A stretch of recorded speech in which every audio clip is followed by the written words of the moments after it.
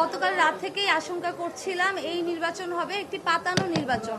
যখন আমরা দেখলাম যে জামাতের একজন নেতা থেকে সরবরাহকৃত ওএমআর মেশিন আনা হয়েছে, বিশ্ববিদ্যালয় প্রশাসনের সুযোগ থাকা সত্ত্বেও যে আমাদের নিজেদের আমরা নির্দলীয় ম্যাটেরিয়ালসগুলো আনবো, তারপরেও যখন এটা করেছে আমরা তখন থেকেই আশঙ্কা করছি এই নির্বাচন হবে পাতানো নির্বাচন। তো আজকে যখন আমরা নির্বাচনের দিন আসলাম, আমরা বেশ কিছু অসঙ্গতি লক্ষ্য করলাম। একে একে আমি পয়েন্টগুলো বলছি। প্রথমত, কোনো হলে এমন কালি দেওয়া হয়নি যেটা অ্যাকচুয়ালি ইলেকশনে দেওয়া হয়। প্রত্যেকটা হলের যে কালিগুলো দেওয়া হয়েছে ভোটের পর সেগুলো মুছে গিয়েছে। আপনারা দেখবেন আমাদের কারো আঙুলে কালি নেই, আমরা কিন্তু ভোট দিয়েছি। তারপরে তাজউদ্দিন হলে আমাদের ভিপি প্রার্থীকে ঢুকতে দেওয়া হয়নি এবং তার সাথে প্রচুর মিসবিহেভিয়ার করা হয়েছে। তাজউদ্দিন হলের আরও একটা অসঙ্গতি হচ্ছে সেখানে ভোটার লিস্টে কারো ছবি নেই। ছবি না থাকার কারণে সেখানে নির্বাচন 2 ঘন্টা বন্ধ ছিল।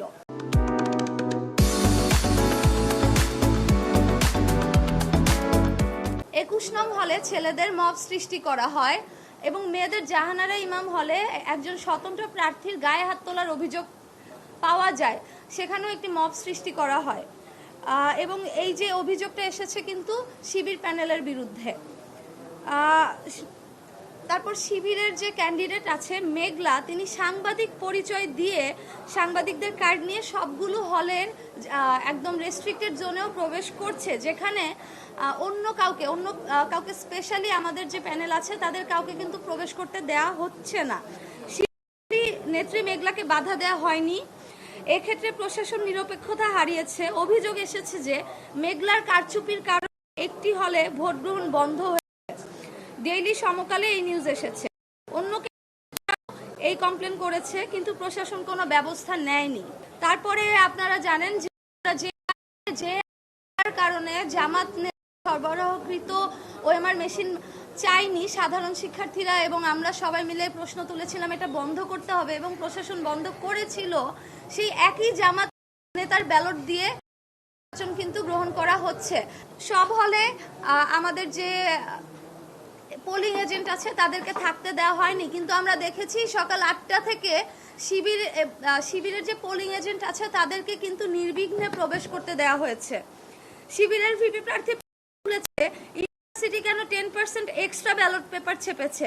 আমাদের প্রশ্ন, জামাত নেতার কোম্পানি থেকে ছাপানো ব্যালট 10-20% এক্সট্রা শিবিরকে দেওয়া হয়েছে কিনা। হলগুলোতে আমাদের প্রার্থী ও এজেন্টদের যে বাধা দেওয়া হয়েছে ওই জাল ব্যালট দিয়ে ভোট কাস্ট করা হয়েছে কিনা। আমরা লক্ষ্য করেছি হলগুলোতে আইডি কার্ড চেঞ্জ করে করে একই মেয়ে বারবার ভোট দিতে গিয়েছে, কিন্তু প্রশাসন সেক্ষেত্রে নীরব থেকেছে। আমাদের যারা ক্যান্ডিডেট আছি তাদের বিরুদ্ধে শিবিরপন্থী সাংবাদিকরাও কিন্তু খুব মিসবিহেভ করেছে, মব সৃষ্টির চেষ্টা করেছে। সুতরাং এসব ঘটনা প্রমাণ করে আমাদের যে জাকসু নির্বাচন সেটা টোটালি ইলেকশন ইঞ্জিনিয়ারিং করা হয়েছে, কোনোভাবে নির্বাচন হচ্ছে না। এটা একটা পরিপূর্ণ কারচুপির নির্বাচন, প্রহসনের নির্বাচন। আমরা দাবি করেছিলাম জামাত নেতার ছাপানো ব্যালট বাদ দিয়ে নির্বাচন করতে। ভিসি ও রিটার্নিং অফিসার আমাদের দাবি মানেন নাই। তারা যে কারণে জামাত নেতার সাপ্লাই করা ওএমআর মেশিনে ভোট বন্ধ করেছে, সেই একই কারণে জামাতের সাপ্লাই করা ব্যালটে ফেয়ার ইলেকশন হচ্ছে না। আমরা দাবি করেছি একটি ফ্রি অ্যান্ড ফেয়ার ইলেকশনের, কিন্তু ভয়াবহ ব্যাপার হচ্ছে ভোট কেন্দ্রগুলো মনিটর করার জন্য জামাত নেতার কোম্পানিকেই ডিরেক্ট টেলিকাস্ট সহ ভিডিও ক্যামেরা সাপ্লাই দিয়ে সিসিটিভির দায়িত্ব দেওয়া হয়েছে। এর মাধ্যমে শিবিরকে পুরো ভোট কেন্দ্রগুলো করার সুযোগ হয়েছে। আমাদের বিজয় ব্যাহত করতে ইউনিভার্সিটি প্রশাসন জামাত শিবিরের সাথে এক হয়ে ইলেকশন ইঞ্জিনিয়ারিং এর ব্যবস্থা করেছে। নির্বাচনে স্টুডেন্টদের সত্যিকার রায়ের প্রতিফলন ঘটছে না। এসবের প্রতিবাদে আমরা নির্বাচন বর্জন করতে বাধ্য হচ্ছি। সরঞ্জামাদির সাথে ভোট কারচুপির সংযোগটা কোথায় সেটা কিন্তু আমরা আমাদের প্রেস ব্রিফিংয়ে উল্লেখ করেছি। একটি হলে, সবগুলো হলে তো ব্যালট পেপার একই থাকার কথা সেন্ট্রালের, কিন্তু একটি হলের ব্যালটে কার্যকরী সদস্য বলা হয়েছে একটি ভোট দিতে, অথচ অন্য হলগুলোতে কিন্তু এরকম ছিল না। তাহলে 2 হলের মধ্যে এই পার্থক্যটা কেন থাকবে সেন্ট্রালে যদি ব্যালট পেপার সব একই হয়? যে হলে 299 ভোটার সে হলে কেন 400 ব্যালট ঢুকবে? আর যে প্রশ্নটা করলেন যে শিবির প্রশ্ন তুলেছে তারেক রহমানের সাথে তার ছবি আছে, আপনারা জানেন শিবির নেতাদের ছাত্রলীগের সাথে ছবি আছে, শুধু ছবি না, তারা কমিটিতে থাকে, তাদের কাজই তো হচ্ছে গুপ্ত হয়ে থাকা। আমরা তাদের ফেসবুক আইডিটা আইডেন্টিফাই করেছি এবং যে তার যে প্রেসটা আছে এই ভিডিও আমরা খোঁজ নিয়ে দেখেছি এটা জামাত নেতার সাথে অ্যাফিলিয়েটেড। এটা তো আসলে জামাত রাজনীতির ধরন। শিবিররা যে অভিযোগ তুলেছে যে তারেক রহমানের সাথে ছবি তুলেছে মানে সে অ্যাকচুয়ালি জামাত না, কিন্তু আপনারা দেখবেন যে এই শিবির নেতারা কয়দিন আগে যে ডাকসুর যে ভিপি শিবির থেকে হলো, কয়দিন আগে তো তাকে ছাত্রলীগের মিছিলও দেখা গিয়েছে।